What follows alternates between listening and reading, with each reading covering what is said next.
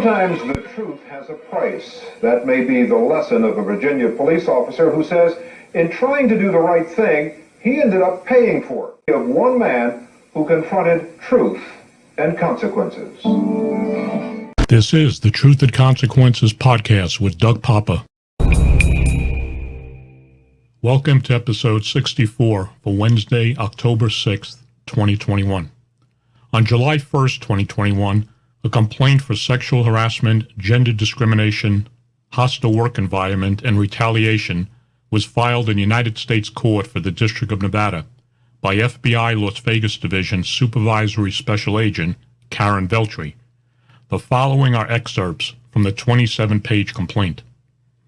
Veltri alleges she was sexually harassed by former Assistant Special Agent in Charge Francis S. Cuccinata and former Supervisory Special Agent and Employee Assistance Program Counselor Robert A. Bennett while creating a hostile work environment. Veltri asserts she was continuously harassed and discriminated against based upon her gender by Special Agent in Charge of the Las Vegas Division Aaron Rouse, Cuccinata, and Replacement Assistant Special Agent in Charge A. Cynthia Santana. Veltri took every possible step she could to report the misconduct and mitigate future incidents. She was consistently and repeatedly failed by her employer, the FBI. The pattern and practice engaged by the FBI executive management with the knowing cooperation of the various divisions within the FBI, as well as the Department of Justice, who failed to investigate sexual harassment against female FBI employees and repeatedly allow male agents to receive all benefits in light of such charges, perpetuates a systemic problem. The FBI executive management turned their heads to sexual harassment against female FBI employees. These failures are exacerbated by the FBI's Equal Opportunity Employment Office's failure to investigate these cases impartially and their participation in the cover-ups of sexual harassment and abuse in the FBI. This case is not unique, but part of the FBI's practices to protect senior management so they can retire before being held accountable for their actions. In August 2019, Cuccinata called the acting assistant section chief at the Counterterrorism Division and asked if Veltri was interested in the Squad 9, the Joint Terrorism Task Force, an international terrorism and domestic terrorism supervisory special agent position, which was in Cuccinata's direct chain of command. Veltri respectfully declined. On September 11, 2019, Veltri interviewed for the Violent Crimes Against Children and Human Trafficking Supervisory Special Agent Squad 11 in the Las Vegas Division, which reported to ASAC Ray E. Johnson. The interview was conducted via video conference, and the chairperson for the local career board was ASAC Francis Cuccinata. On November 6, 2019, Veltri was selected for the Squad 11 position in the Las Vegas Division, in Johnson's direct chain of command. On November 7, 2019, Cuccinata called Veltri and told her he transferred her to the Squad 9 position, in his direct chain of command. Cuccinata told Veltri he and Rouse, who as the special agent in charge is the highest-ranking agent in the Las Vegas Division, required Veltri to report to the Las Vegas Division before New Year's Eve 2019, as she was required to work on New Year's Eve.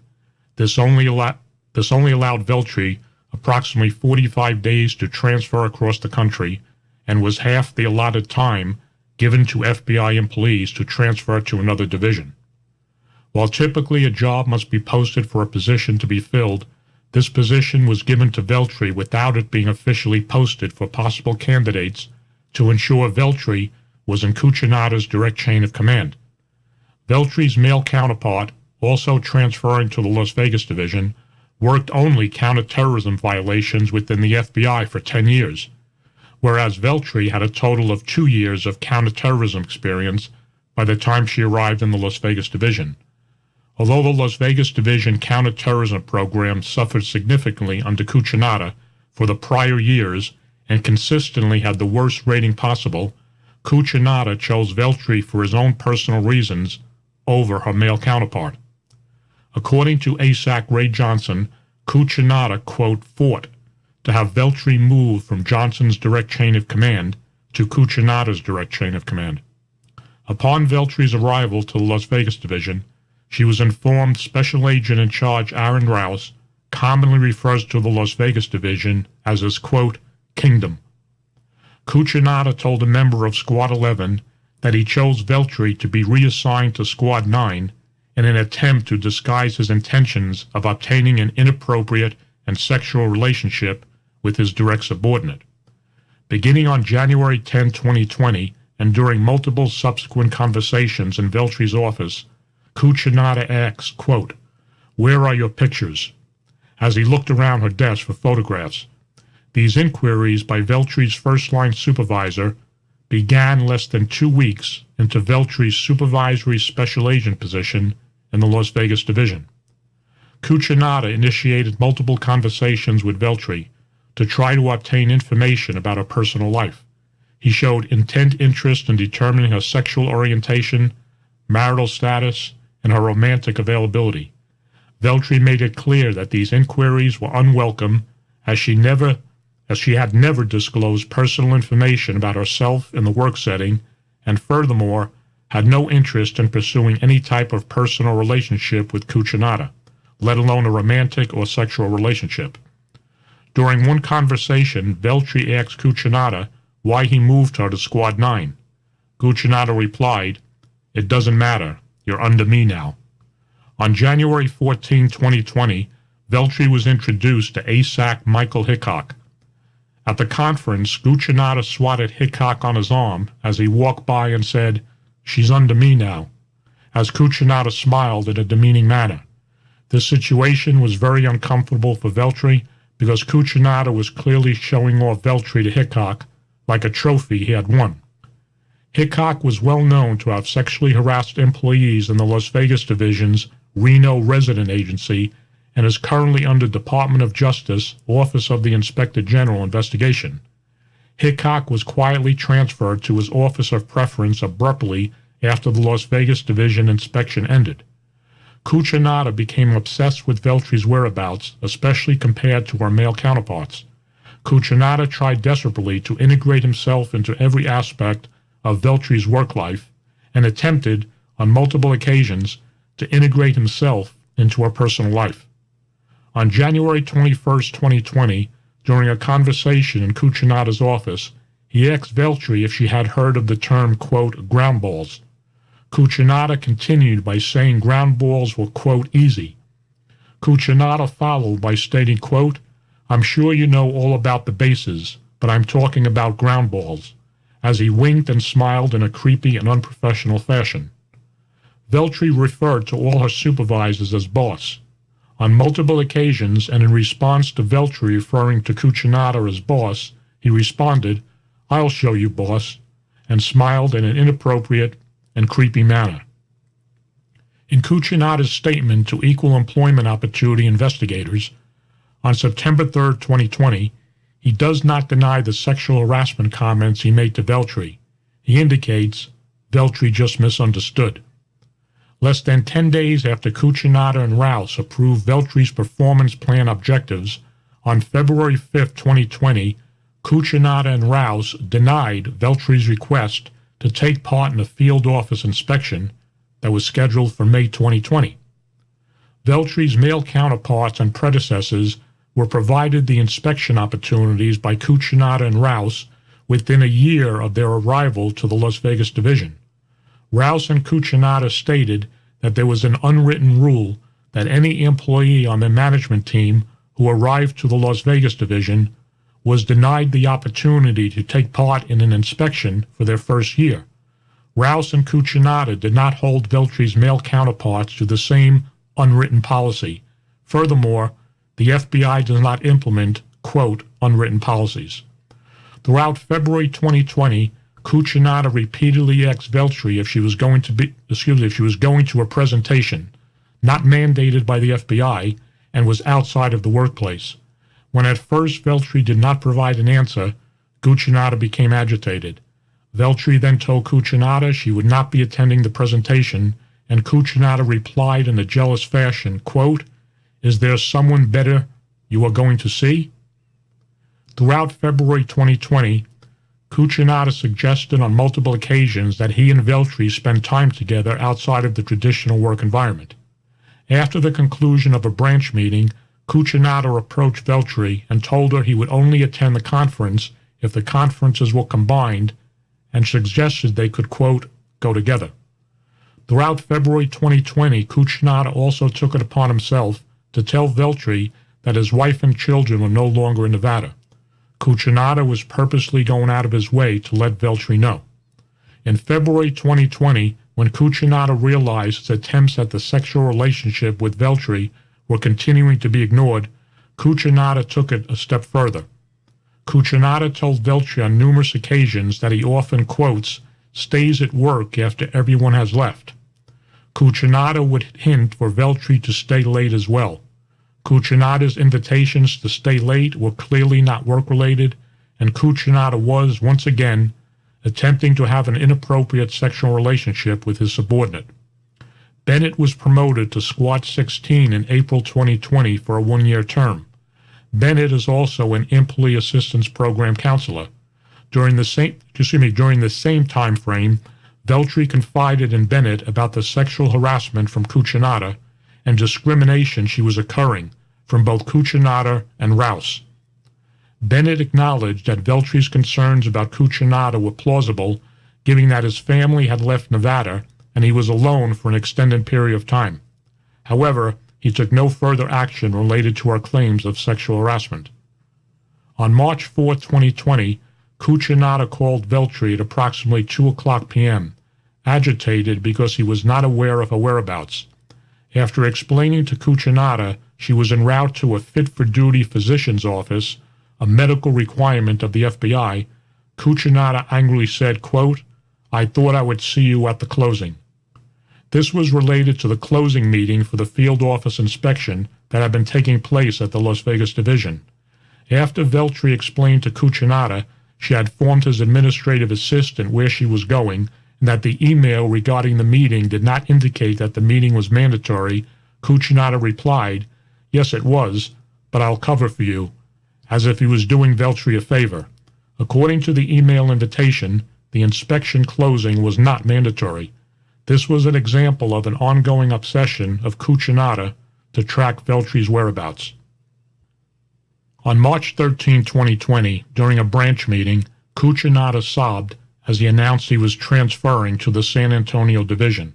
After the meeting, Cucinato went out of his way, instead of exiting the room, and walked directly in the direction where Veltri was located. Before walking off, Cucinato aggressively pushed the rolling chair next to Veltri to ensure she knew he was not happy with her decision not to engage him or comfort him. Cucinato exhibited anger towards Veltri on this occasion and many others because she would not entertain Cucinato's offers to engage in an inappropriate relationship. One day she wore her hair down to work when Cucinato was still in the division. Cucinato immediately commented to Veltri how nice her hair looked down and that she should, quote, wear it down more often, as he smiled and winked inappropriately. Cucinato also allowed Veltri's male counterparts to wear jeans on Fridays, but specifically told Veltri she was not allowed to ever wear jeans. On March 17, 2020, Cucinato sent an email asking supervisors for their questions/concerns related to COVID-19. Later that day, after receiving feedback from both squads 9 and 16, Veltri sent an email to Cucinato and CC'd Bennett, listing the questions/concerns from both Joint Terrorism Task Force squads. Later that same day, Cucinato was visibly furious with Veltri for expressing her concerns. In a meeting later that day with Cucinato, he repeatedly threatened Veltri and said they were, quote, going to have a problem if she didn't stop expressing her concerns. At approximately 5:30 p.m., Veltri initiated a conversation with Cucinato where Veltri brought forth serious concerns about the negative impact of the COVID-19 national pandemic on special agents in the National Security Branch that FBI executive management was not taking into consideration. Veltri explained to Cucinato that they would be violating the FBI Domestic Investigations and Operations Guide and putting an unnecessary health risk on the agents and task force officers on the Joint Terrorism Task Force. Cucinato became visibly and physically angry, and he began to shake, and his face turned bright red, and he began to sweat profusely. Throughout the conversation, Cucinato became increasingly verbally combative. Cucinato screamed at Veltri, stating, quote, "Decisions have already been made," and completely dismissed Veltri's concerns. Cucinato continued yelling, "If you're going to be part of the leadership team in Las Vegas, you will adopt these decisions as your own and convey them to your special agents as if they were your own." Cucinato continued to threaten Veltri, "If you can't do that, then we're going to have a problem." Due to her gender, the fact Veltri would not engage in an inappropriate and/or sexual relationship with Cucinato, and that she openly expressed her concerns and those expressed by her special agent co-workers, Cucinato was absolutely furious. Cucinato then threatened Veltri that if she did not follow suit, she would pay a price. As a result of Cucinato's disturbing reaction to these reasonable concerns, Veltri refrained from any face-to-face contact with Cucinato. Bennett expressed the same concerns as Veltri, but he faced no consequence. On March 19, 2020, Cucinato sent an email to acting ASAC Santana. In the email, Cucinato explains to Santana that he drafted Veltri's check-in, in which he rated her an unacceptable and inconsistent performer. A performance improvement plan is the last step an FBI manager takes before removing an employee from their position or from the FBI completely. In addition, Cucinato did not write or draft any other check-in for any of his male supervisors prior to his abrupt departure from the Las Vegas division, despite them all being due on the same date. Cucinato doubled Veltri's responsibilities while simultaneously seeking to demote Veltri. Cucinato's last day as ASAC at the Las Vegas division was March 20, 2020. Instead of being investigated for the claims of sexual harassment, creating a hostile work environment, and retaliation, prior to Cucinato's abrupt departure from the division, Rouse awarded Cucinato with an Exemplary Performance Award and Medal of Excellence for approximately $10,000. On April 15, 2020, less than 30 days after Cucinato and Hickok abruptly left the Las Vegas division, acting ASAC Santana called Veltri to our office to tell her that a performance check-in was going to be posted and that it was completely negative and did not include anything positive. This performance review was a clear attempt by Cucinato to ruin Veltri's reputation as well as retaliation for not engaging in a sexual relationship with Cucinato. Beginning April 15, 2020, Rouse and Santana purposely failed to conduct Veltri's follow-up check-in performance review, previously arranged with Veltri and the Performance Appraisal Unit, which was to be conducted in 30 days. Rouse and Santana purposely delayed Veltri's follow-up check-in. Santana repeatedly told Veltri, more specifically on May 5, 2020, May 16, 2020, and July 22, 2020, she would conduct the check-in but failed to do so until 4 months later on September 12, 2020. On April 21, 2020, Santana denied Veltri's request to take part in the Omaha Division inspection, the second inspection Veltri requested permission to attend in order to complete a clearly defined objective required in her performance plan and approved by Cucinato and Rouse on January 27, 2020. When ASAC Santana denied Veltri's participation request, Santana said it was due to Veltri's negative check-in review authored by Cucinato. Beginning on May 5, 2020, Rouse and Santana deliberately interfered with Veltri's work performance by purposely delaying the approval of a time-sensitive and crucial investigative technique. Santana told Veltri Rouse was demanding Veltri to, quote, pump the brakes. On May 21, 2020, Veltri was told, quote, Cucinato is still trying to influence Santana's decision regarding your performance by another supervisory special agent in the Las Vegas division. On May 26, 2020, Veltri was called into ASAC Ray Johnson's office. He explained how EEO complaints were filed against him previously and that the FBI always wins. Johnson further explained to Veltri that EEO complaints were always unsubstantiated and asked why she bothered filing with EEO as, quote, "No one cares about EEO complaints. They never go anywhere anyway."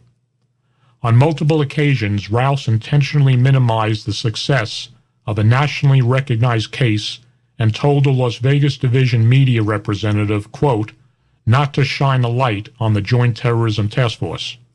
On May 31, 2020, Rouse went out of his way to chastise Veltri in front of a group of her peers in order to disparage the success of the nationally recognized case. Santana told Veltri she and the case agents were to report to Rouse's office, although they had not slept in over 32 hours due to the disruption of the subjects and subsequent searches the previous night. When Veltri asked Santana the reason for the unscheduled meeting, Santana was unable or unwilling to explain.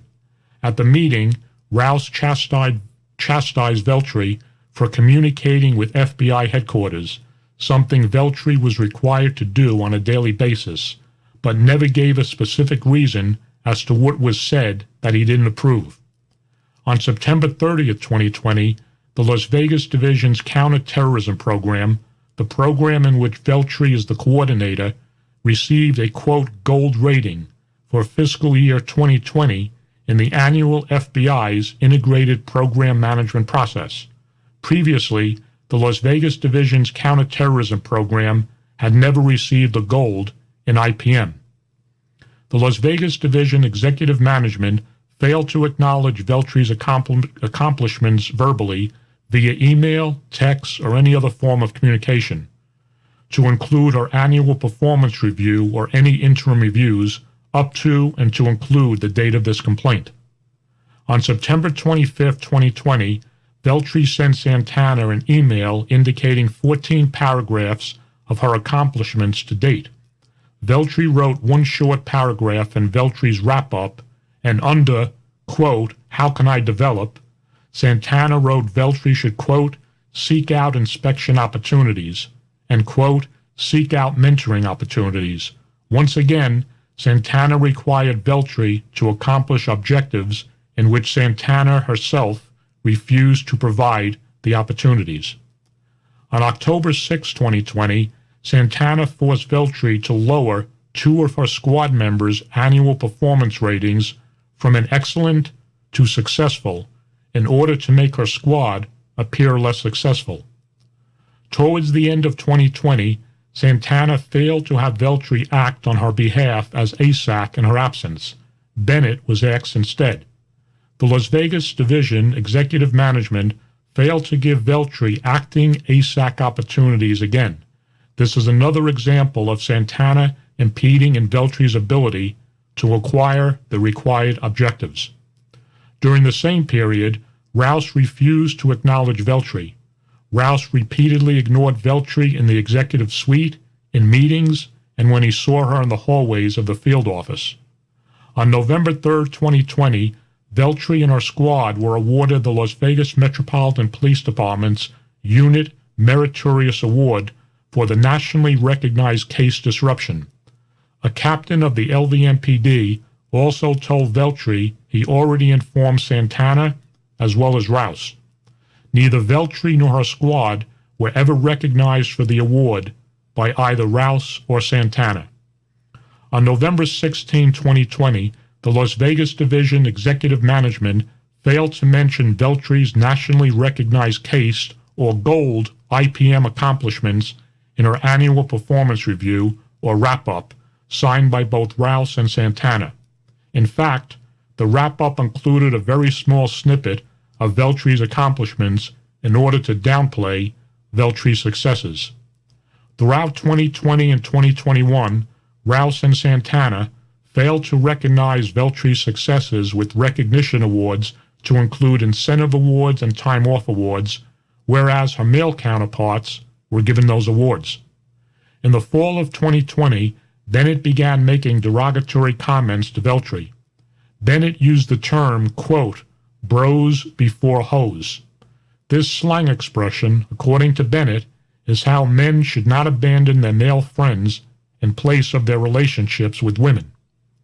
On November 20th, 2020, Bennett sent